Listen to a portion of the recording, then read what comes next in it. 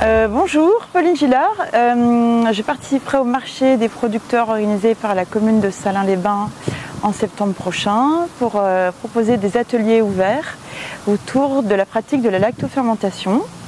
Voici un exemple.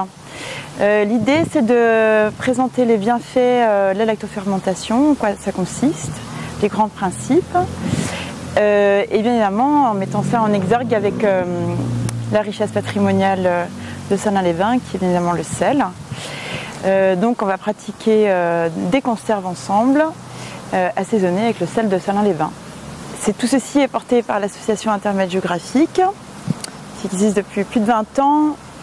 Et maintenant elle est implantée dans le Jura et on essaye de recentrer les projets autour d'un axe plus art, science, écologie, en animant des ateliers et en proposant des projets artistiques. La lactofermentation, rapidement, en fait, c'est une technique, on va dire, très ancienne, ancestrale, qui est commune dans beaucoup de cultures.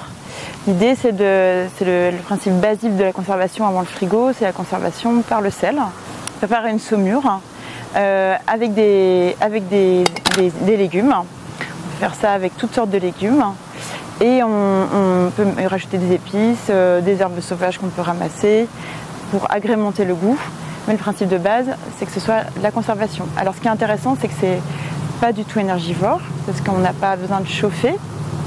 Et il y a aussi une réflexion qu'on aimerait mener justement en lien avec l'héritage de Pasteur. Parce que l'héritage de Pasteur, on le voit, c'est un super bénéfice pour la médecine.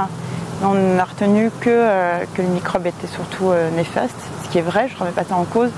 Mais on est en train de découvrir qu'il y a tout un panel microbiote intestinal et aussi en lien avec toutes sortes de bactéries. On va dire il y a certaines bonnes bactéries qu'il s'agit de rentrer en bonne entente avec elles en mangeant de la lactofermentation.